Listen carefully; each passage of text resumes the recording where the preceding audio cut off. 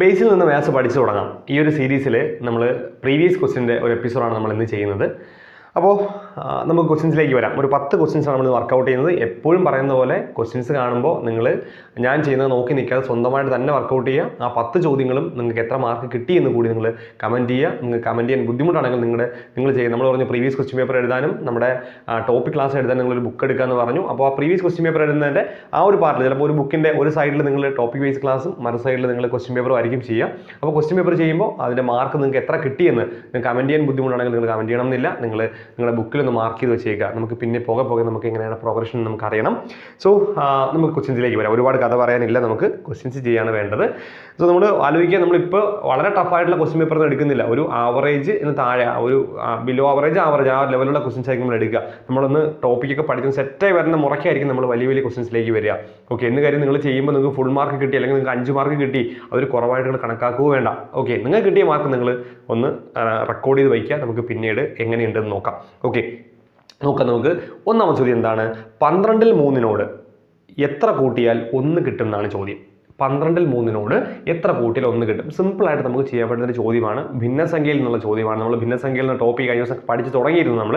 അപ്പോൾ 12ൽ 3 എത്ര കൂട്ടിയാൽ 1 കിട്ടും എന്നാണ് ചോദ്യം. അപ്പോൾ ചിലർക്ക് ഇത് 12ൽ 3 നിന്ന് 1 കുറയ്ക്കുകയാണോ വേണ്ടത്, അതോ 1ൽ നിന്നും 12ൽ 3 കുറയ്ക്കുകയാണോ വേണ്ടത് സംശയം തോന്നുന്നവരുണ്ടാകും. ഇപ്പോൾ ചിലർക്ക് തോന്നും അതൊരു കുഞ്ഞു കാര്യമല്ലേ, അതിപ്പോൾ അത്രയ്ക്ക് സംശയം തോന്നാനുണ്ടോ എന്ന് തോന്നും. പക്ഷേ അങ്ങനെയല്ല, ചിലർക്ക് സംശയം തോന്നാം. അങ്ങനെ തോന്നുന്നവർക്ക് ഞാൻ കഴിഞ്ഞ ദിവസം നമ്മൾ ക്വസ്റ്റ്യൻ ചെയ്തപ്പോൾ പറഞ്ഞിട്ടുണ്ടായിരുന്നു, ഒരു പ്രീവിയസ് ചെയ്തപ്പോൾ. അപ്പോൾ ആ ഒരു ജനറൽ മെത്തേഡിൽ നിങ്ങളൊന്ന് ആലോചിച്ച് നോക്കുക.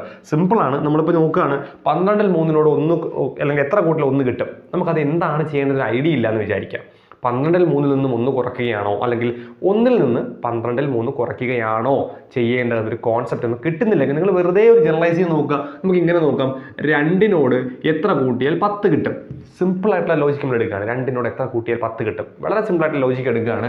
നമുക്കറിയാം 8 ആണെന്ന് അറിയാം. എങ്ങനെയാണ് 8 കിട്ടിയത്? 10ൽ നിന്നും 2 കുറച്ചപ്പോഴാണ്. ശരിയല്ലേ? അപ്പോൾ നമുക്കത് മനസ്സിലായി. അപ്പോൾ അങ്ങനെയാണെങ്കിൽ നമ്മൾ എന്ത് ചെയ്താൽ മതി? ഈ രണ്ടാമത്തെ സംഖ്യയിൽ നിന്നും ഇത് കുറച്ചാൽ മതിയാകും. ഇപ്പം നോർമൽ നമ്പർ ആകുമ്പോൾ നമുക്ക് ആ സംശയം വരില്ല. കാര്യം നമുക്ക് 2ഉം 10ഉം നമുക്ക് അറിയാം, ഏതാണ് വലുതെന്ന് അറിയാം, എന്താണ് ചെയ്യേണ്ടതെന്ന് അറിയാം. പക്ഷേ ഈ ഫ്രാക്ഷനൊക്കെ വരുമ്പോൾ നമുക്കൊരു സംശയം വന്നാലായി. അപ്പോൾ നിങ്ങൾ ജനറലൈസ് ചെയ്ത് നോക്കുക.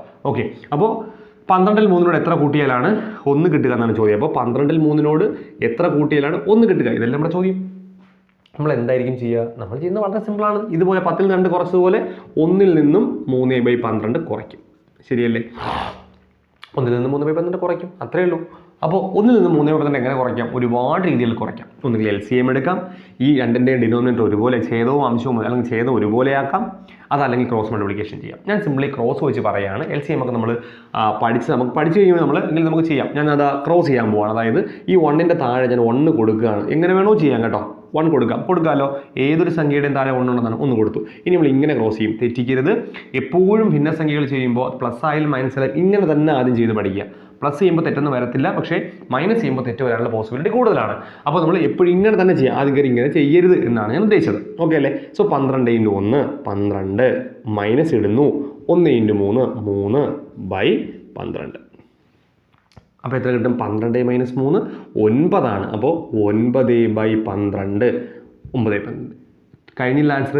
ഒന്ന് വെട്ടിച്ചുരുക്കാനുണ്ട്. വെട്ടിച്ചുരുക്കാൻ പഠിക്കണം കേട്ടോ.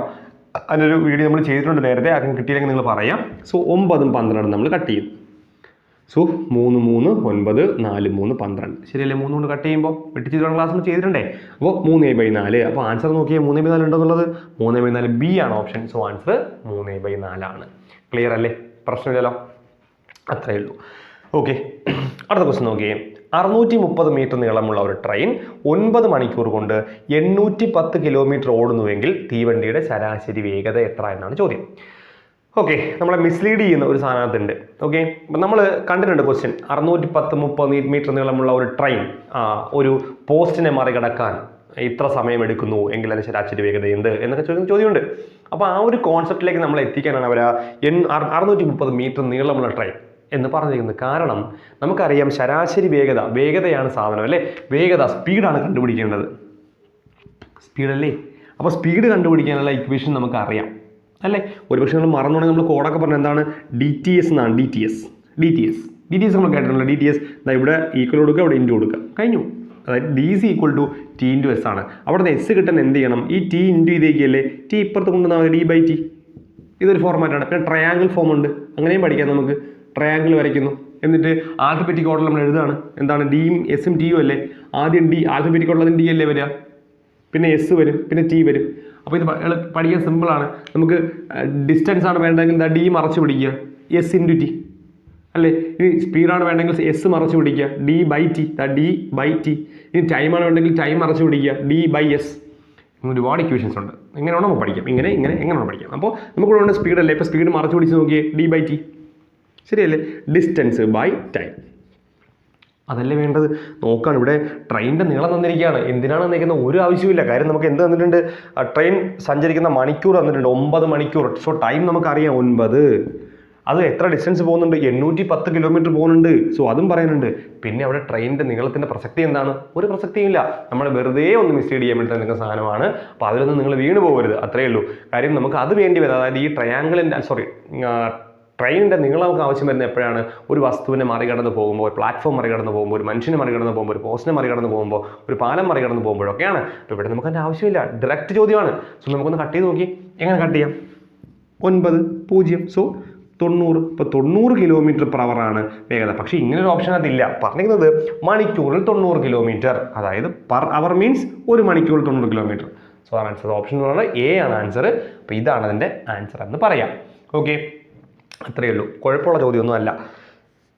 ഓക്കെ, അടുത്ത വന്നിരിക്കുന്ന ചോദ്യം ഒരു മിക്സ് ചെയ്ത് തന്നിരിക്കുകയാണ് കേട്ടോ. അടുത്ത ക്വസ്റ്റ്യൻ എന്ന് പറയുന്നത് നമ്മുടെ മെൻ്റൽ എബിലിറ്റി ചോദ്യമാണ്. എന്താണ് ചോദ്യം? ഒരാൾ 13 മീറ്റർ കിഴക്കോട്ട് നടന്നതിന് ശേഷം ഇടത്തോട്ട് തിരിഞ്ഞ് സംതിങ് നമ്മൾ എന്ത് ചെയ്യും?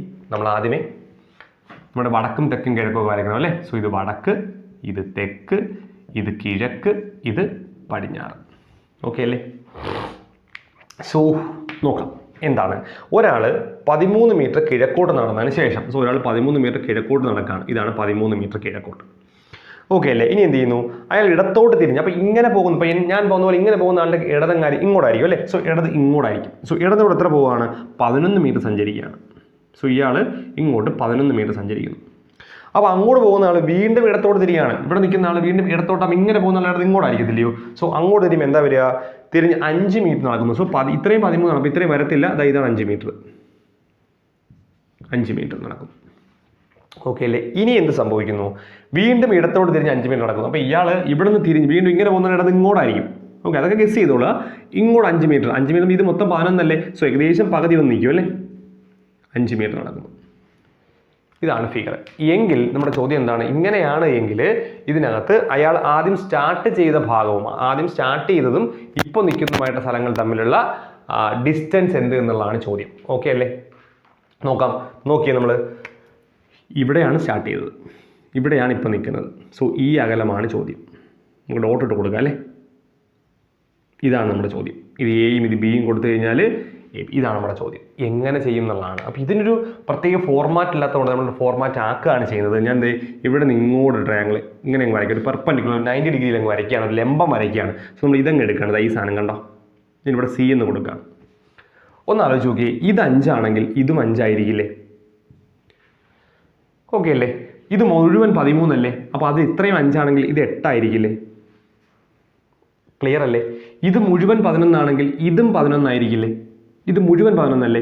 മുഴുവൻ 11. അതിൽ ഇത്ര ഭാഗം 5 എങ്കിൽ ബാക്കി 11 - 5 6 അല്ലേ? അതായത് ഈ ട്രയാങ്കിൾ, ഈ മട്ടത്രികോണത്തിൽ ഇത് 8ഉം ഇത് 6ഉം അല്ലേ? ഇത് ആ മട്ടത്രികോണത്തിൻ്റെ പാദമല്ലേ? ഇത് അതിൻ്റെ ലംബമല്ലേ? ഇത് അതിൻ്റെ കർണമല്ലേ? മീൻസ് നമുക്ക് കർണമല്ലേ കണ്ടുപിടിക്കാനുള്ളത്. ഇങ്ങനെ നമ്മൾ വരച്ചെടുക്കുകയാണ് ചെയ്യേണ്ടത്. എങ്കിലും നമുക്ക് ഇതൊരു ഐഡിയ വരണം. നമ്മൾ കുറേ ക്വസ്റ്റ്യൻസ് ചെയ്യുമ്പോൾ നമുക്ക് ഇങ്ങനൊരു ഐഡിയ വരും. നിങ്ങൾക്ക് ഇപ്പോൾ പെട്ടെന്ന് കിട്ടിയില്ലെങ്കിൽ ഇങ്ങനെ വരും, ഉറപ്പായിട്ടും വരും. നോക്കാം എന്താണ് ഇത് 8. അപ്പോൾ നിങ്ങൾക്ക് സംശയം നമുക്ക് ട്രയാങ്കിൾ ഒന്ന് മാറ്റി വരയ്ക്കാം. ആ ത്രികോണം ഞാൻ ഒന്ന് മാറ്റി വരയ്ക്കാന്നേ. നോക്കിയേ, ഇത് 8, ഇത് 6. ഇത് കർണമല്ലേ. സോ നമുക്ക് എന്തറിയാം? കർണം സ്ക്വയർ ഈസ് ഈക്വൽ ടു പാദം സ്ക്വയർ പ്ലസ് ലംബം സ്ക്വയർ. അതായത് 8ന്റെ സ്ക്വയർ പ്ലസ് 6ന്റെ സ്ക്വയർ. 8ന്റെ സ്ക്വയർ എത്രയാ? 64. 6ന്റെ സ്ക്വയർ എത്രയാ? 36. സോ 100. എന്ത് ഈക്വൽ ടു? കർണം സ്ക്വയർ ഈസ് ഈക്വൽ ടു 100. എങ്കിൽ കർണം എത്രയാണ്? കർണം √100 ആയിരിക്കും. അത് എഴുതണ്ടല്ലോ. കാരണം സ്ക്വയർ അപ്പുറത്ത് പോയി റൂട്ട് ചെയ്ത്, അത് നമ്മൾ പറഞ്ഞു അങ്ങനെ പറയാൻ പാടില്ല, എങ്കിലും നമുക്കത് മതി. കാരണം സ്ക്വയർ അപ്പുറത്ത് പോയി √100 എന്നായി 10 എന്നായി. സോ എന്തായിരിക്കും ഈ അകലം? 10. അപ്പോൾ എത്ര മീറ്റർ ദൂരത്തിലാണ് നിൽക്കുന്നത്? 10 മീറ്റർ ദൂരമായിരിക്കും നിൽക്കുന്നത്. ആൻസർ ഉണ്ടോ നോക്കിയാൽ 10. എ ആണ് 10 എന്ന് പറയുന്ന ഓപ്ഷൻ. അത് പ്രശ്നമില്ലല്ലോ, ഓക്കെ ആണെന്ന് വിചാരിക്കുന്നു. ഓക്കെ, കഴിഞ്ഞു. നെക്സ്റ്റ് ക്വസ്റ്റ്യൻ എന്താണ്? ഒരു ഭിന്നസംഖ്യയുടെ 8/1 ആയാൽ ഭിന്നസംഖ്യ ഏതെന്നുള്ളതാണ് ചോദ്യം. അപ്പോൾ ഒരു ഭിന്നസംഖ്യയുണ്ട്, അതിന് 8/1 ആയാൽ ഭിന്നസംഖ്യ ഏത് എന്നുള്ളതാണ് ചോദ്യം. നമുക്ക് നോക്കാം. എന്താണ്? ഒരു ഭിന്നസംഖ്യയുണ്ട്, ഒരു ഭിന്നസംഖ്യ നമുക്ക് സംഖ്യ ഞാൻ സംഖ്യ തന്നെ എടുക്കുകയാണ്. ആ സംഖ്യയുടെ 8/1 നമ്മൾ പറഞ്ഞിട്ടുണ്ട്, നേരത്തെയൊക്കെ പറഞ്ഞിട്ടുണ്ട് നമ്മൾ. ഒരു സംഖ്യയുടെ അതിൻ്റെ, ഇതിൻ്റെ, മറ്റതിൻ്റെ, അങ്ങനെ ഇൻ്റെയോ ഉടയോ ഒക്കെ വന്നാൽ അതിൻ്റെ മീനിങ് അവിടെ ഇൻറ്റു കൊടുക്കുക എന്നാണ്. അപ്പോൾ ഇൻ്റെ ഉടേ വന്നാൽ ഇൻ്റെ മാറ്റി ഇൻറ്റു ആക്കുക നമ്മൾ പഠിച്ചു വെച്ചിട്ടുണ്ട്. ആ ഒരു ഫ്ലോയിൽ നമ്മൾ പഠിച്ചു വെച്ചിട്ടുണ്ട്. ഇൻ്റെയുടെ അല്ലെങ്കിൽ ഇൻ്റെ വന്നാൽ ഇൻറ്റു ആക്കുക, ഉടേ വന്നാൽ ഇൻറ്റു ആക്കുക. അപ്പോൾ നമ്മൾ സംഖ്യയുടെ 8/1 എത്രയാണ്? സംഖ്യ 4 എന്നാണ് പറയുന്നത് അല്ലേ? 4 അല്ലേ? സോ അത് 4 എന്ന് പറഞ്ഞിട്ടുണ്ട്. അപ്പോൾ 8/1 4. അങ്ങനെയാണ് എങ്കിൽ ഇതിൻ്റെ ഈ സംഖ്യ അല്ലെങ്കിൽ ഈ ഭിന്നസംഖ്യ എന്ത് എന്നുള്ളതാണ് നമ്മളുള്ള ചോദ്യം. നോക്കാം നമുക്ക്. നോക്കിയേ, സംഖ്യ കണ്ടുപിടിക്കാം. സംഖ്യ എന്ന് പറയുന്നത് എന്തായിരിക്കും? നിങ്ങളൊന്ന് ആലോചിച്ച് നോക്കിയേ. ഈ 1/8 അപ്പുറത്ത് കൊണ്ടുപോകാം. ഒന്നുകിൽ അങ്ങനെ പഠിക്കുക, അതല്ലെങ്കിൽ 8 ആദ്യം അപ്പുറത്ത് കൊണ്ടുവന്നു പിന്നെ 1 കൊണ്ടുപോകുന്നു, അങ്ങനെ പഠിക്കുക. അതല്ലെങ്കിൽ വേറെ പരിപാടിയുണ്ട്. നോക്കാം, നമുക്കൊന്ന് പറഞ്ഞതിന് ശേഷം നോക്കാം. 1/8 നമ്മൾ അപ്പുറത്ത് കൊണ്ടുപോകണേ. അവിടെ ആരുണ്ട്? എപ്പോഴും നിങ്ങൾ ഇങ്ങനെ പഠിക്കുക, അവിടെ ഉള്ളതിനെ അവിടെ എഴുതാൻ ശ്രമിക്കുക. അല്ലേ? അപ്പോൾ ആദ്യം 4 അവിടെ എഴുതി. ഇനി 8 അപ്പുറത്ത് പോകുമ്പോൾ അത് എപ്പോഴും 1/8 അപ്പുറത്ത് പോകുമ്പോൾ എപ്പോഴും അത് 8/1 ആയിട്ട് മാറുമെന്ന് പഠിക്കുക. അതായത് ഇവിടെ നിന്ന് a/b സമത്തിനപ്പുറം പോകുമ്പോൾ b/a എന്നാവും. c/d അപ്പുറത്തേക്ക് പോകുമ്പോൾ d/c എന്നാവും. തിരിയും, വിൽക്രമമാകുമെന്ന് പഠിക്കുക. ഓക്കെ, അതല്ല അതിൻ്റെ റിയൽ മെത്തഡ് ഇങ്ങനെയാണ് വരുന്നത്. നമുക്ക് നോക്കാം. അത് നോക്കി, ഈ 8 എന്ന് ഹരിച്ചിരിക്കുകയല്ലേ? ഹരിച്ചിരിക്കുന്ന സാധനം അപ്പുറത്തും എന്ത് ചെയ്യും? ഗുണിക്കും. ശരിയല്ലേ? 1 അംശത്തിലല്ലേ? അംശത്തിലുള്ള സാധനം ഇവിടെ പോകുമ്പോൾ എന്ത് ചെയ്യും? ചേർത്തിപ്പോൾ. ഇതാണ് എൻ്റെ യഥാർത്ഥ മെത്തേഡ്. പക്ഷെ നമുക്കത് വേണ്ട, നമുക്ക് ഇങ്ങനെ മതി. 1/8 അപ്പുറത്ത് പോയി. ഇനി നമുക്ക് അങ്ങനെയും വേണ്ടത് ഇങ്ങനെ പഠിക്കാം. 8 അപ്പുറത്ത് പോയി. 8 ഹരിച്ചിരിക്കുകയല്ലേ? അപ്പുറത്ത് പോകുമ്പോൾ എന്താവും? ഇൻറ്റു 8 ആയി. ഇനി ഇവിടെ 1 ഉള്ളൂ. 1 സംഖ്യ തന്നെയാണ്. അങ്ങനെയും പഠിക്കാം, എങ്ങനെ വേണമെങ്കിലും പഠിക്കാം. സോ ഇത് മൾട്ടിപ്ലൈ മെത്തേഡ് 32 കിട്ടി. ശരിയല്ലേ? നോക്കൂ, ഓപ്ഷൻ നോക്കി. ഓപ്ഷൻ 32 ഉണ്ട്. പക്ഷെ നമ്മൾ പറഞ്ഞ ഭിന്നസംഖ്യ എന്നല്ലേ പറഞ്ഞേക്കുന്നത്. ഭിന്നസംഖ്യ 32 എങ്ങനെ ഭിന്നസംഖ്യ ആവുന്നുള്ളതാണ്. അപ്പോൾ നമുക്കൊരു സംശയം വരാം, ഇത് എന്താണ് ഒരു ഭിന്നസംഖ്യയാണോ ഒരു സംശയം വരാം. ഓപ്ഷനിൽ 32 ഉള്ളത് കൊണ്ട് നമുക്ക് 32 ചൂസ് ചെയ്യാം. ചിലപ്പോൾ ഈ ഒരു ക്വസ്റ്റ്യൻ ഒഴിവാക്കിയാലും നമുക്ക് കുറ്റം പറയാൻ പറ്റില്ല. ചിലപ്പോൾ നമുക്ക് ഒഴിവാക്കുക. ഒരു ഭിന്നസംഖ്യ ഫോമിൽ അല്ലാതെ ഒരു ഭിന്നക സംഖ്യയാണ്, ഒരു ഫ്രാക്ഷൻ അല്ല, ഒരു ഭിന്നക സംഖ്യയാണ്. കാരണം ഭിന്നക സംഖ്യ നമ്മൾ കഴിഞ്ഞ ദിവസം പറഞ്ഞാണ്, ഭിന്നസംഖ്യ പഠിപ്പിച്ചപ്പോൾ നമ്മൾ അതിൽ കൂടെ പറഞ്ഞാണ് ഭിന്നക സംഖ്യ എന്ന് പറയുന്നത് p/q ഫോമിലുള്ള സംഖ്യയാണ്.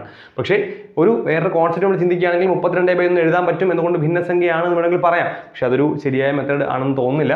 എനിവേ, ചിലപ്പോൾ ഈ ക്വസ്റ്റ്യൻ ഒഴിവാക്കിയ ക്വസ്റ്റ്യൻ ആവാം, അല്ലെങ്കിൽ ഒഴിവാക്കാൻ സാധ്യതയുള്ള ക്വസ്റ്റ്യൻ ആവാം. എനിവേ, നമുക്ക് ആൻസർ 30 ഉള്ളതുകൊണ്ട് അത് മാത്രമേ ചൂസ് ചെയ്യാൻ പറ്റുള്ളൂ. ചൂസ് ചെയ്ത് എഴുതുക. മാർക്ക് തരുന്നുണ്ടെങ്കിൽ നമുക്ക് എന്ത് ചെയ്യാം? അതെടുക്കാം, അല്ലെങ്കിൽ നമുക്ക് കളഞ്ഞേ പറ്റുള്ളൂ. ഓക്കെ, അടുത്ത ക്വസ്റ്റ്യൻ നോക്കിയേ. ഒരു തോട്ടത്തിൽ 3249 തെങ്ങുകൾ ഒരേ അകലത്തിൽ നിരയായും വരിയായും നട്ടിരിക്കുന്നു. നിരയുടെ എണ്ണവും വരിയുടെ എണ്ണവും തുല്യമാണെങ്കിൽ ഒരു വരിയിൽ എത്ര തെങ്ങുകളുണ്ട്? ഇത് SCERT എന്നുള്ള ചോദ്യമാണ് കേട്ടോ. ഇങ്ങനെ ക്വസ്റ്റ്യൻ 5ാം ക്ലാസ്സിലോ 6ലോ എവിടെയോ ഒരു ടെക്സ്റ്റിനകത്ത് ഉണ്ട്. എനിവേ, നമുക്ക് കോൺസെപ്റ്റ് നോക്കാം. ഒരു തോട്ടത്തിൽ 3249 തെങ്ങുകൾ ഒരേ അകലത്തിൽ നിരയായും വരിയായും നട്ടിരിക്കുന്നു. നിരയുടെ എണ്ണവും വരിയുടെ എണ്ണവും തുല്യമാണ് എങ്കിൽ, വരിയും നിരയും തുല്യമാണ് എങ്കിൽ വരിയിൽ ഒരു വരിയിൽ എത്ര തെങ്ങുണ്ട് എന്നാണ് ചോദ്യം. ഈ വരിയും നിരയും തുല്യമാകുന്ന ഒരു പ്രത്യേകതയുണ്ട്. കാര്യം വെച്ച് കഴിഞ്ഞാൽ, ഇപ്പം ഞാൻ പറയണം, വരിയും നിരയും തുല്യമാക്കി ഒരു സാധനം എടുക്കാൻ പോകണേ. ഞാൻ എന്താ ഇവിടെ ഒരു തെങ്ങ് വെച്ചു, ഇവിടെ ഒരു തെങ്ങ് വെച്ചു, ഇവിടെ ഒരു തെങ്ങ് വെച്ചു കൊടുത്തു. അപ്പോൾ എത്രയായി? വരി നോക്കി, 2 വരി 2 നിര. ശരിയല്ലേ? അപ്പോൾ എത്ര എണ്ണമായി? 4 എണ്ണമായി അല്ലേ? ഞാൻ വേറൊന്ന് എഴുതാണ്. ഓക്കെ, നോക്കി, 3 വരി 3 നിര. എത്ര എണ്ണം? 9 എണ്ണമായി. ശരിയല്ലേ? പക്ഷേ 8 എണ്ണം വെച്ച് നമുക്ക് എങ്ങനെ ഉണ്ടാക്കാൻ പറ്റുമോ? നിങ്ങൾ ആലോചിച്ച് നോക്കി. 8 എണ്ണം വെച്ചിട്ട് ഒരേ വരിയും അല്ലെങ്കിൽ വരിയുടെ എണ്ണവും നിരയുടെ എണ്ണവും തുല്യമായിട്ട് ഉണ്ടാക്കാൻ പറ്റുമെന്ന് ആലോചിച്ച് നോക്കിയാൽ പറ്റില്ല. 7 എണ്ണം വെച്ചും പറ്റില്ല, 6 എണ്ണം വെച്ചും പറ്റില്ല. അതായത് വരിയും നിരയും തുല്യമായി ഈ പറഞ്ഞ രീതിയിൽ നമ്മൾ അറേഞ്ച് ചെയ്യണമെങ്കിൽ അത് തീർച്ചയായിട്ടും ഒരു സ്ക്വയർ പൂർണ്ണവർഗ സംഖ്യ ആയിരിക്കണം. അതായത് 4, 9, 16, 25 അങ്ങനെയുള്ള സംഖ്യകളാണെങ്കിൽ മാത്രമേ നമുക്ക് എന്ത് ചെയ്യാൻ പറ്റുള്ളൂ? ഇങ്ങനെ വരിയും നിരയും തുല്യമായിട്ട് എഴുതാനായിട്ട് പറ്റുള്ളൂ. 100% ഷുവർ ആയിരിക്കും, അങ്ങനെ പറ്റുള്ളൂ. മനസ്സിലായില്ലേ? എന്ന് പറഞ്ഞാൽ ഈ തന്നിരിക്കുന്ന 3249 എന്ന് പറയുന്നത് ഒരു പൂർണ്ണവർഗ സംഖ്യ ആയിരിക്കും. അത് മനസ്സിലായല്ലോ? അപ്പോൾ നിങ്ങൾ നോക്കിയേ, 4 തെങ്ങുകളെ നമ്മൾ വെച്ചപ്പോൾ ക്വസ്റ്റ്യൻ എന്താണ് ചോദിക്കുന്നത്? എങ്കിലൊരു വരിയിൽ എത്ര തെങ്ങുകളുണ്ടെന്നാണ്. 4 തെങ്ങുകൾ വെച്ചപ്പോൾ ഒരു വരിയിൽ നോക്കി, വരിയ നേരം ഏതെടുത്തോളൂ. എത്ര തെങ്ങുകളുണ്ട് ഒരു വരിയിൽ? 2 തെങ്ങുകൾ. 9 തെങ്ങുകൾ വെച്ചപ്പോൾ ഒരു വരിയിൽ എത്ര എണ്ണം ഉണ്ട്? 3 എണ്ണം ഉണ്ട്. എങ്കിൽ നിങ്ങൾ പറഞ്ഞേ 16 തെങ്ങുകൾ വയ്ക്കുമ്പോൾ ഒരു വരിയിൽ എത്രയായിരിക്കും? ഉറപ്പായിട്ടും പറയാം 4 എണ്ണമായിരിക്കും. കാര്യം എന്താ? 4ന്റെ റൂട്ടാണ് ഇവിടെ കിട്ടിയത് അല്ലേ, 9ന്റെ റൂട്ടാണ് ഒരു വരിയിലുള്ളത് അല്ലേ, എങ്കിൽ 16ന്റെ റൂട്ടായിരിക്കും ഒരു വരിയിലുള്ളത്. മനസ്സിലായോ? അപ്പോൾ എത്ര തെങ്ങുകളുണ്ടോ അതിൻ്റെ സ്ക്വയർ റൂട്ടായിരിക്കും എന്ത് വരിക? ആ വരിയിൽ വരിക. ക്ലിയർ ആയോ? സോ അവിടെ നമ്മൾ ചെയ്യേണ്ട എത്രയേ ഉള്ളൂ, തന്നിരിക്കുന്നത് ആകെ എത്ര തെങ്ങുകളുണ്ട്, അങ്ങനെയാണെങ്കിൽ ആ തെങ്ങുകളുടെ സ്ക്വയർ റൂട്ട് കണ്ടുപിടിച്ചാൽ ഒരു വരിയിൽ എത്ര എണ്ണം ഉണ്ടെന്ന് കിട്ടും. മനസ്സിലായെന്ന് വിചാരിക്കുന്നു. അപ്പോൾ ഇവിടെ നമുക്ക് എന്തിൻ്റെ സ്ക്വയർ റൂട്ടാണ് കണ്ടുപിടിക്കേണ്ടത്? 3249ന്റെ സ്ക്വയർ റൂട്ടാണ് കണ്ടുപിടിക്കേണ്ടത്. ഓക്കെ അല്ലേ? സ്ക്വയർ റൂട്ട് കണ്ടുപിടിക്കാനുള്ള വീഡിയോ നമ്മൾ നേരത്തെ ചെയ്തിട്ട് എളുപ്പത്തിൽ കണ്ടുപിടിക്കാനുള്ള ഒരു വീഡിയോ നമ്മൾ ചെയ്തിട്ടുണ്ടായിരുന്നു നേരത്തെ. ഓക്കെ, അപ്പോൾ നിങ്ങൾക്കത് വേണമെങ്കിൽ അതെങ്ങനെയാണെന്ന് നിങ്ങൾക്ക് അറിയണം. ഇപ്പോൾ നമുക്ക് അത്രയും എക്സ്പ്ലെയിൻ ചെയ്യാൻ പറ്റില്ല. നിങ്ങൾക്ക് വേണമെങ്കിൽ ഞാനത് ഞാനത് കമൻറ്റ് ബോക്സിൽ പിൻ ചെയ്ത് വെക്കാം. അത് അല്ലെങ്കിൽ നിങ്ങൾക്ക് ഒന്നും കൂടി ആ വീഡിയോ ചെയ്യണമെന്ന് പറഞ്ഞു കഴിഞ്ഞാൽ നമുക്കത് ഒന്നുകൂടെ ചെയ്യാം. എന്തായാലും നിങ്ങൾ പറഞ്ഞു കഴിഞ്ഞാൽ ഞാൻ കമൻറ്റ് ബോക്സിൽ അല്ലെങ്കിൽ കമൻറ്റ് ബോക്സിൽ ഒന്ന് പിൻ ചെയ്ത് വെച്ചിരിക്കാം ആ സ്ക്വയർ റൂട്ട് കണ്ടുപിടിക്കാനുള്ള. അപ്പോൾ അതൊന്ന് ഇത് സംശയം വരും, കാരണം വളരെ വേഗത്തിൽ പറഞ്ഞു പോവുകയാണ് നമ്മൾ നേരത്തെ ചെയ്തുകൊണ്ട്. ഞാനൊന്ന് കമൻറ്റ് ബോക്സിൽ പിൻ ചെയ്ത് വെച്ചിരിക്കാം. നിങ്ങൾ കണ്ടു നോക്കണം കേട്ടോ. നിങ്ങൾ കുറേ ക്വസ്റ്റ്യൻസ് എടുത്ത് വർക്കൗട്ട് ചെയ്ത് നോക്കണം. അപ്പോൾ സ്പീഡാവും. ആദ്യം കാണുമ്പോൾ നമുക്ക് കുറച്ച് ബുദ്ധിമുട്ടായിട്ട് തോന്നും, പക്ഷേ നിങ്ങൾ വർക്കൗട്ട് ചെയ്ത് സ്പീഡായി കഴിഞ്ഞാൽ പെട്ടെന്ന് കിട്ടും. ക്വസ്റ്റ്യൻ കാണുമ്പോൾ തന്നെ നമുക്ക് പെട്ടെന്ന് പറയാൻ പറ്റും. എഴുതുപോലും ചെയ്യാതെ പറ്റും കേട്ടോ. അതങ്ങനെയുണ്ട്, എഴുതുപോലും ചെയ്യാതെ നമുക്ക് പറയാൻ പറ്റും നമ്മൾ നല്ല എക്സ്പെർട്ട് ആയി കഴിഞ്ഞാൽ. അപ്പോൾ ഞാനിത് പെട്ടെന്ന് പറയാൻ പോവാന്നേ. അപ്പോൾ നിങ്ങൾ കാര്യമാക്കണ്ട, ഇത് കണ്ടിട്ട് അയ്യോ എനിക്ക് മനസ്സിലെന്ന് വിചാരിക്കണം. ഞാൻ കമൻറ്റ് ബോക്സിൽ ആ വീഡിയോ പിൻ ചെയ്ത് വെച്ചിട്ടുണ്ട്. അപ്പോൾ അതൊന്ന് എടുത്തിട്ട് കണ്ടു നോക്കാം. ഓക്കെ, ഇച്ചിരി പഴയ വീഡിയോ ആണ്. നിങ്ങൾക്കത് ഓക്കെ ആവണില്ലെങ്കിൽ പറയുമെന്നുകൂടെ നമുക്കൊന്ന് ചെയ്യാം. സോ ഞാൻ ഇവിടെ നിങ്ങോട്ട് ഇതിനെ പെയർ ചെയ്യാണ്. ഇവിടെ നിങ്ങോട്ട് 2 എണ്ണം വെച്ചിട്ട് ഡീറ്റെയിൽ ആയിട്ട് ഞാൻ വീഡിയോ പറഞ്ഞിട്ടുണ്ട് കേട്ടോ. എന്നിട്ട് 32ൽ പോകുന്ന പൂർണ്ണവർഗ്ഗ സംഖ്യ നോക്കുകയാണ്. 32ൽ പോകുന്ന പൂർണ്ണ സംഖ്യ 6ന്റെ സ്ക്വയർ ആകുമ്പോൾ 36 ആയിപ്പോൾ. ഞാൻ 5ന്റെ സ്ക്വയർ 25 ആകുള്ളൂ. ഇതിന് താഴെയല്ലേ. സോ ഇവിടെ 5 എഴുതുന്നു, ഇവിടെ 5 എഴുതുന്നു. ഓക്കെ, സോ നമുക്ക് ഇതിൻ്റെ സിമ്പിൾ ആയിട്ടേ ഉള്ളൂ. ഇതിൻ്റെ സ്ക്വയർ റൂട്ടിൽ 2 ഡിജിറ്റ് കാണും. അതിൽ ആദ്യത്തെ ഡിജിറ്റാണ് നമുക്ക് കിട്ടിയത്. എത്രയാണ്? 5 ആണ്. ആദ്യത്തെ ഡിജിറ്റ് നമുക്ക് 5 കിട്ടി. ഇനി സിമ്പിളാണ് അടുത്ത പരിപാടി എന്ന് പറയുന്നത്. ഈ അവസാനത്തെ 2 സംഖ്യ നോക്കി. അവസാന സംഖ്യയുടെ യൂണിറ്റ് പ്ലേസ് നോക്കുക, ഒറ്റയുടെ സ്ഥാനം നോക്കുക. 9 അല്ലേ? അപ്പോൾ ഏതൊക്കെ സംഖ്യയുടെ വർഗ്ഗം എടുക്കുമ്പോഴാണ് ഒറ്റയുടെ സ്ഥാനത്ത് 9 വരുന്നത് നോക്കുക. നിങ്ങൾ ആലോചിച്ച് നോക്കിയേ, 3ന്റെ സ്ക്വയർ എടുക്കുമ്പോൾ നമുക്ക് 9 വരും. 7ന്റെ സ്ക്വയർ എടുക്കുമ്പോൾ 49 വരും. കണ്ടോ, രണ്ടിലും ഒറ്റയുടെ സ്ഥാനത്ത് 9 ആണ് വരിക. അപ്പോൾ അതിൻ്റെ അർത്ഥം ഇത്രയേ ഉള്ളൂ, ഈ സംഖ്യയുടെ ഇവിടെ വരുന്നത് ഈ സ്ഥാനത്ത് വരുന്നത് ഒന്നുകിൽ 3 അല്ലെങ്കിൽ 7 എന്നായിരിക്കും. ഓക്കെ, പെട്ടെന്ന് മനസ്സിലാൻ പാടാണ്. നിങ്ങൾ ആ വീഡിയോ കാണുക കേട്ടോ. ഇത് കാണുന്നതിന് മുമ്പ് വീഡിയോ കാണുക. അപ്പോൾ നിങ്ങൾക്ക് അതിൻ്റെ ഐഡിയ കിട്ടും. ഒന്നുകിൽ ഇത് കാണുന്ന ഇവിടെ നിർത്തിയിട്ട് നിങ്ങൾ കമൻറ്റ് ബോക്സിൽ പോയിട്ട് ആ വീഡിയോ ഒന്ന് കാണുക. അപ്പോൾ നിങ്ങൾക്ക് ചെയ്യാം. എന്നിട്ട് സ്വന്തമായിട്ട് ചെയ്യാൻ പറ്റുന്നുണ്ടോ നോക്കുക. ഓക്കെ, സോ നമ്മൾ ഇനി ചെയ്യുന്ന പരിപാടി ഇത്രയേ ഉള്ളൂ. ഈ 5ന്റെ നെക്സ്റ്റ് നമ്പർ എണ്ണൽ സംഖ്യയിൽ 5ന്റെ അടുത്ത സംഖ്യ എടുക്കണം. എത്രയാണ്? 6 ആണ്. 5 കഴിഞ്ഞാൽ 6 അല്ലേ? ഇനി 5 × 6 മൾട്ടിപ്പിൾ ആണ്. 5 × 6 എത്രയാണ്? 30 ആണ്. 30. അതായത് നെക്സ്റ്റ് സംഖ്യ എടുക്കുക, ഗുണിക്കുക, 30 എന്ന് കിട്ടി. ഇത് നമ്മൾ നോക്കേണ്ടത് ഈ കിടക്കുന്ന സംഖ്യ ഇപ്പം കിട്ടിയതിനേക്കാൾ വലുതോ ചെറുതോ നോക്കാം. അങ്ങനെ നോക്കാം. ഈ കിട്ടിയ സംഖ്യ ഇതിനേക്കാൾ വലുതോ ചെറുതോ. ഇവിടെ സംഖ്യ വലുതല്ലേ? 32 വലുതല്ലേ? അങ്ങനെ വലുതാണെങ്കിൽ ഇവിടുത്തെ വലിയ സംഖ്യ എടുക്കുക, 57. ചെറുതാണെങ്കിൽ ചെറിയ സംഖ്യ എടുക്കുക. അത്രേ ഉള്ളൂ. സോ ആൻസർ 57 എന്നായിരിക്കും. ഓപ്ഷൻ കിട്ടുക. 57 ഓപ്ഷൻ ഉണ്ടോ നോക്കാം നമുക്ക്. ഓപ്ഷൻ ഇവിടെ 57 C ആണ് ഓപ്ഷൻ. അപ്പോൾ 57 ആണ് ഇവിടുത്തെ ആൻസർ എന്ന് പറയുക. അപ്പോൾ അത് നിങ്ങൾക്ക് മനസ്സിലായോ എന്നുള്ളത് നിങ്ങൾ നോക്കിക്കോണം. സോറി. ഓക്കെ, അപ്പോൾ അതാണ് നമ്മുടെ ഓപ്ഷൻ. ക്ലിയർ ആയി എന്ന് ഞാൻ വിചാരിക്കുകയാണ്. നിങ്ങൾക്ക് ഇപ്പോൾ ചിലപ്പോൾ ഇത് നോക്കുമ്പോൾ പെട്ടെന്ന് മനസ്സിലാവണം എന്നില്ല. നിങ്ങൾ നോക്കേണ്ടത് ഞാൻ പറഞ്ഞ കമൻറ്റ് ബോക്സിൽ പോയിട്ട് ആ വീഡിയോ ഒന്ന് കണ്ടു നോക്കുക.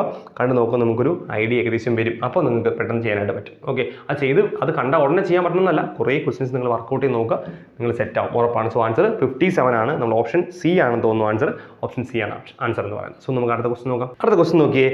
ഒരു സംഖ്യയുടെ 4 മടങ്ങും 6 മടങ്ങും കൂട്ടിയപ്പോൾ 100 കിട്ടി എങ്കിൽ സംഖ്യയുടെ 3 മടങ്ങ് എത്രയാണെന്നാണ് ചോദ്യം. ഒന്നുകിൽ ഓപ്ഷൻ എടുത്ത് നമുക്ക് ചെയ്യാം, അതല്ലെങ്കിൽ എക്സ് ഒക്കെ എടുത്ത് ചെയ്യാം. എനിവേ നമുക്ക് ആദ്യം ഓപ്ഷൻ എന്ന് പറഞ്ഞു നോക്കാം. എന്താണ്? ഒരു സംഖ്യയുടെ 4 മടങ്ങും 6 മടങ്ങും കൂട്ടിയപ്പോൾ 100 കിട്ടി എങ്കിൽ സംഖ്യയുടെ 3 മടങ്ങാണ്. അപ്പോൾ സംഖ്യയുടെ 3 മടങ്ങാണ് ചോദിച്ചിരിക്കുന്നത്. നോക്കാം നമുക്ക്. തന്നിരിക്കുന്നത് എന്താണ്? 3 മടങ്ങ്. അതായത് ഏതൊക്കെയാണ്? 40, 30, ദെൻ 600, ദെൻ 60. ഇതാണ് തന്നിരിക്കുന്നത്. അപ്പോൾ ഈ തന്നിരിക്കുന്ന സാധനം എന്താണ്? ക്വസ്റ്റ്യൻ എന്താണ്? എങ്കിൽ സംഖ്യയുടെ 3 മടങ്ങ് എത്ര? അപ്പോൾ ഈ തന്നിരിക്കുന്ന എല്ലാം സംഖ്യയുടെ 3 മടങ്ങാണ്. അപ്പോൾ സംഖ്യ കിട്ടാൻ എന്ത് ചെയ്യണം? ഇതിനെയൊക്കെ 3 കൊണ്ട് ഹരിക്കണം. 40 3 കൊണ്ട് ഹരിച്ചാൽ നമുക്ക് ഫ്രാക്ഷൻ ആയിരിക്കും വരുന്നത് അല്ലേ? ഹരിക്കാൻ പറ്റില്ല. സോ നമുക്ക് അതും കളയാം. ഈ ഓപ്ഷൻ വരാൻ സാധ്യതയില്ല. 30 3 കൊണ്ട് ഹരിച്ചാലോ? 10 ആയിരിക്കും അല്ലേ? 600 3 കൊണ്ട് ഹരിച്ചാലോ? അത് 3 ഹരിക്കുമ്പോൾ 200 കിട്ടും അല്ലേ? സംഖ്യയുടെ 3 മടങ്ങാൻ ചോദ്യം. 60 3 ഹരിക്കുമ്പോഴോ 20 കിട്ടും. ശരിയല്ലേ? അപ്പോൾ ഇതൊക്കെ ആയിരിക്കാം ഓപ്ഷൻസ്. ഇതാണ്. ഇതൊക്കെ ആയിരിക്കാം സംഖ്യകളെന്ന്. ഇതിൽ ഏതോ ഒന്നാണ് സംഖ്യ. ഇനി നമ്മൾ പറഞ്ഞ ഫസ്റ്റ് എന്താണ് ഡയലോഗ് നോക്കാം. ഒരു സംഖ്യയുടെ 4 മടങ്ങും 6 മടങ്ങും കൂട്ടിയപ്പോൾ 100 കിട്ടി. സംഖ്യയുടെ 4 മടങ്ങ് 10ന് 4 മടങ്ങ് എത്രയാണ്? 40. സോറി 4 മടങ്ങല്ലോ, സംഖ്യയുടെ 4 മടങ്ങ് 40ഉം അതിൻ്റെ 3 മടങ്ങ് 6 മടങ്ങും കൂട്ടിയപ്പോൾ 10ൻ്റെ 6 മടങ്ങ് എത്രയാണ് 60, അത് കൂട്ടിയപ്പോൾ 100 കിട്ടി. സോ ആൻസറായി ഇത് തന്നെയാണ്. സോ ആൻസർ 10 അല്ല, ആൻസർ 30 ആണ്. ഓപ്ഷൻ 30 നോക്കിയാൽ 30 ഉണ്ടല്ലോ, സി ആണ് ഓപ്ഷൻ. ശരിയല്ലേ, 30 ആണ് ഓപ്ഷൻ എന്ന് പറയാം. അപ്പോൾ സി ആണ് ഓപ്ഷൻ അല്ലേ, സി. ഇത് ബി ഞാൻ എഴുതിയിരിക്കുന്ന ഓർഡർ മാറി എഴുതിയിരിക്കുന്നതാണ്. സോ 30 ഓപ്ഷൻ ഉള്ളത് സി ആണ് ഓപ്ഷൻ എന്ന് പറയുന്നത്. ക്ലിയർ ആയി എന്ന് വിചാരിക്കുന്നു. ഓപ്ഷൻ ചെയ്തത് അങ്ങനെയാണ് നമ്മൾ ഓപ്ഷൻ എഴുതി എന്ത് ചെയ്തു, ഓപ്ഷൻ്റെ 3 ക്വസ്റ്റ്യൻ്റെ 3 മടങ്ങാണ് തന്നിരിക്കുന്നത്. സോ സംഖ്യ കിട്ടണമെങ്കിൽ അതിനെ 3 കൊണ്ട് ഹരിക്കണം. 3 കൊണ്ട് ഗുണിച്ചാണ് എഴുതി വെച്ചിരിക്കുന്നത്, 3 കൊണ്ട് ഹരിക്കണം. മനസ്സിലായി എന്ന് വിചാരിക്കുകയാണ് ഞാൻ. ഇനി എക്സ് വെച്ച് നമുക്ക് എങ്ങനെ ചെയ്യാം, ഒരു സംഖ്യയുടെ 4 മടങ്ങും 6 മടങ്ങും കൂട്ടിയപ്പോൾ സംഖ്യ നമുക്ക് നോക്കാം. നിങ്ങൾക്ക് ഈ എക്സ് വെച്ച് ചെയ്യാൻ കുറച്ച് പേർക്ക് ബുദ്ധിമുട്ടായിരിക്കും, എങ്കിലും നമുക്കൊന്ന് ശ്രമിച്ച് നോക്കാം. നോക്കിയേ, ഞാൻ സംഖ്യ അങ്ങ് എക്സ് ആയിട്ട് എടുക്കുകയാണേ, ഒന്ന് നോക്കിയേ പറ്റുമോ നമുക്ക് നോക്കാമല്ലോ. സംഖ്യ ഞാൻ എക്സിന് എടുക്കുകയാണ്. സംഖ്യയുടെ എന്താണ്, സംഖ്യയുടെ 4 മടങ്ങ്, എക്സിന് 4 മടങ്ങ് 4x അല്ലേ, 4 മടങ്ങും അതിൻ്റെ 3 മടങ്ങും കൂടെ 6 മടങ്ങും കൂടെ കൂട്ടിയപ്പോൾ സംഖ്യയുടെ 6 മടങ്ങ് 6x കൂട്ടിയപ്പോൾ 100 കിട്ടി അല്ലേ. അപ്പോൾ 4x 6x കൂടെ 10x ആയില്ലേ, 10x = 100 എന്നല്ലേ. അപ്പോൾ എക്സ് എത്ര കിട്ടും, ഈ 10 അപ്പുറത്ത് പോകുമ്പോൾ 100/10, 100/10 എന്ന് വെച്ചാൽ 10 അല്ലേ. ഒറ്റ സ്റ്റെപ്പിൽ ആൻസർ കിട്ടിയില്ലേ. ഇത്രയും പാടൊന്നുമില്ല. എക്സ് വെച്ച് ചെയ്യാൻ ഭയങ്കര എളുപ്പമാണ് കേട്ടോ, നമ്മളൊന്ന് ചെയ്തെടുത്ത് കഴിഞ്ഞാൽ ഭയങ്കര സിമ്പിളായിട്ട് നമുക്ക് ചെയ്യാൻ പറ്റുന്ന സാധനമാണ്. അപ്പോൾ മനസ്സിലായല്ലോ. അടുത്ത് നോക്കി, ഓഗസ്റ്റ് 1 ചൊവ്വാഴ്ചയാണ് എങ്കിൽ നവംബർ 30 ഏത് ദിവസമായിരിക്കും? കലണ്ടറിലെ ചോദ്യമാണ്, കലണ്ടറിലെ ചോദ്യം. നോക്കാം. ഓഗസ്റ്റ് 1 ചൊവ്വാഴ്ച അല്ലേ. ഇപ്പോൾ ഓഗസ്റ്റിൽ നമുക്ക് എത്ര ദിവസം ഉണ്ടെന്ന് നോക്കാം. ഒന്ന് നമുക്ക് 2 രീതി ചെയ്യാം. ഒന്ന് എല്ലാം കൂടെ ഇനി എത്ര ദിവസം നവംബർ 1 വരെ എത്ര ഉണ്ടെന്ന് നോക്കണം, അങ്ങനെയല്ലേ. അപ്പോൾ ഓഗസ്റ്റ്, സെപ്റ്റംബർ, ഒക്ടോബർ, നവംബർ, അപ്പോൾ ഓഗസ്റ്റ്, സെപ്റ്റംബർ, ഒക്ടോബർ, നവംബർ, അങ്ങനെയല്ലേ. അപ്പോൾ നവംബർ 30 വരെയാണ് ചോദിച്ചിരിക്കുന്നത്. അപ്പോൾ നമുക്ക് നോക്കാം. ഓഗസ്റ്റ് 1 തന്നിട്ടുണ്ട്, ചൊവ്വാഴ്ച തന്നിട്ടുണ്ട്. ഓഗസ്റ്റ് 1 ചൊവ്വാഴ്ചയാണ്. ഓഗസ്റ്റിൽ എത്ര ദിവസമാണ് നമുക്ക് നോക്കാം. ഓഗസ്റ്റിൽ ഇനി ജനുവരി, ഫെബ്രുവരി നോക്കുമ്പോൾ അറിയാം, ജൂൺ, ജൂലൈ, ഓഗസ്റ്റിൽ 30 ദിവസങ്ങളേ ഉള്ളൂ. നമുക്കറിയാമല്ലോ. ഒന്നുകിൽ ഞാൻ ഈ പറഞ്ഞ പരിപാടി പഠിച്ചു വയ്ക്കാം. അതായത് 30 ദിവസങ്ങളുള്ള ഒരു മാസത്തിൽ 2 ഓഡ് ഡേയ്സ് വരും. അതായത് 7 കൊണ്ട് ഹരിച്ചിട്ട് ബാക്കി വരുന്നതാണ്. 30 7 കൊണ്ട് ഹരിക്കുമ്പോൾ എത്ര വരിക, 28 വരിക. 30 7 കൊണ്ട് ഹരിക്കുമ്പോൾ 28 വരിക. ആഴ്ച കൊണ്ടാണ് ഹരിക്കുന്നത്. ബാക്കി എത്ര ദിവസം, 2 ദിവസം. ഇപ്പോൾ 30 ദിവസമാണെങ്കിലോ 7 കൊണ്ട് ഹരിക്കുമ്പോൾ 28 വരിക. ബാക്കി 3 ഓഡ് ഡേയ്സ്, ഒറ്റ ദിവസങ്ങൾ അല്ലേ. 29 ദിവസമാണെങ്കിൽ 1 ഓഡ് ഡേയ്സ്. ഇങ്ങനെ എടുത്താൽ ചെറിയ സംഖ്യ വരും. അതല്ലെങ്കിൽ മാസങ്ങളിലെ മുഴുവൻ എണ്ണം എടുക്കണം. 30 അങ്ങനെയൊക്കെ എടുത്ത് പോകണം. ഓക്കെ, നമുക്ക് 2 പറയാം. അപ്പോൾ ഓഗസ്റ്റിൽ എത്ര ഓഡ് ഡേയ്സ് ഉണ്ട്? ഓഗസ്റ്റിൽ 30 ദിവസം ആയതുകൊണ്ട് 2 ഓഡ് ഡേയ്സ് ഉണ്ട്. സെപ്റ്റംബറിൽ 31 ദിവസമാണ്, അതുകൊണ്ട് 3 ഓഡ് ഡേയ്സ് ഉണ്ട്. ഒക്ടോബറിൽ വീണ്ടും 30 ദിവസമാണുള്ളത് കൊണ്ട് 2 ഓഡ് ഡേയ്സേ ഉള്ളൂ. നവംബറിൽ ആകെ 31 ദിവസങ്ങളുണ്ട്. എത്ര ചോദിച്ചു നവംബർ? നമ്മുടെ ക്വസ്റ്റ്യൻ എന്താ, നവംബർ 30 ചോദ്യം അല്ലേ. അപ്പോൾ ഒക്ടോബറിൽ ഓഗസ്റ്റ് 30, 31, 30. ഇവിടെ 30 ദിവസത്തിന് കാര്യമേ ചോദിച്ചിട്ടുള്ളൂ. 30 ദിവസം എത്ര ഓഡ് ഡേയ്സേ വരുള്ളൂ? 2 ഓഡ് ഡേയ്സേ വരുള്ളൂ. 30 ദിവസം ചോദിച്ചിട്ടില്ല, നവംബർ 30 വരെ ചോദിച്ചിട്ടുള്ളൂ. അപ്പോൾ ആകെ എത്ര ഓഡ് ഡേയ്സ് ഉണ്ട്? 3 2 5, 5 2 7, 7 2 9 ഓഡ് ഡേയ്സ് ഉണ്ട്. ശരിയല്ലേ. അപ്പോൾ 9 ഒറ്റ ദിവസങ്ങളാണ് വരിക. സിമ്പിളാണ്. കിട്ടിയ സാധനം 9 ആണെങ്കിൽ 9നെ 7 കൊണ്ട് ഹരിക്കുക. എപ്പോഴും 7 കൊണ്ടാണ് ഹരിക്കുന്നത്. ഒരു 7 7. ശിഷ്ടം എത്രയാണ്? ശിഷ്ടം 2. നമുക്കറിയാം ചെയ്യാൻ. ശിഷ്ടം 2 അല്ലേ. ഓഗസ്റ്റ് 1 ഏത് ദിവസമായിരുന്നു? ചൊവ്വാഴ്ച ആയിരുന്നില്ലേ? ക്വസ്റ്റ്യൻ ചൊവ്വ എന്നല്ലേ പറഞ്ഞിരിക്കുന്നത്, ചൊവ്വാഴ്ചയാണ് എങ്കിൽ ആ ചൊവ്വയോടൊപ്പം 2 ദിവസം കൂട്ടിയാൽ ഏത് കിട്ടും? ബുധൻ, വ്യാഴം. സോ വ്യാഴമായിരിക്കും എന്ന് പറയുന്നത് നവംബർ 30 എന്ന് പറയുന്നത്. ഇത്രയേ ഉള്ളൂ. ഇത് നമ്മൾ ഓൾ ഡേയ്സ് എടുക്കുകയാണെങ്കിൽ നിങ്ങൾ എങ്ങനെ ചെയ്യണമായിരുന്നു അറിയാമോ? ഓഗസ്റ്റിൽ എത്ര ദിവസങ്ങളുണ്ട്? 30 ദിവസങ്ങളുണ്ട്. സെപ്റ്റംബറിൽ 31 ഉണ്ട്. ഒക്ടോബറിൽ 30 ഉണ്ട്. നവംബറിൽ 30 ദിവസം മതി നമുക്ക്. ഇതെല്ലാം കൂടി കൂട്ടണം. 30 60 30 90 120 121 എന്ന് വരും. ശരിയല്ലേ. ഈ 121നെ നമ്മൾ എന്ത് ചെയ്യണം? 121 നമ്മൾ 7 കൊണ്ട് ഹരിക്കണം. നോക്കി, ഒരു 7 7 കണ്ടോ? ബാലൻസ് 5. 1 7 7 49. ബാലൻസ് എത്രയാണ്? ബാലൻസ് 2. ഇപ്പോൾ ചൊവ്വ പ്ലസ് 2 എന്താണ്? വ്യാഴം. അങ്ങനെയും കിട്ടും. അങ്ങനെ വേണമെങ്കിലും ചെയ്യാം. ഏത് മെത്തേഡിലും ചെയ്യാൻ പോകാം. ഇതാകുമ്പോൾ കുറച്ച് ചെറിയ നമ്പർ കിട്ടും, അത്രയേ ഉള്ളൂ. ഓക്കെ അല്ലേ. നോക്കാം. 587 രൂപ സാധാരണ പലിശ കണക്കാക്കുന്ന ബാങ്കിൽ നിക്ഷേപിച്ചു. 5 വർഷം പൂർത്തിയായപ്പോൾ പലിശയും മുതലും തുല്യമായി എങ്കിൽ 100 രൂപ ഒരു വർഷത്തേക്ക് നിക്ഷേപിച്ചാൽ ലഭിക്കുന്ന പലിശയുണ്ട്.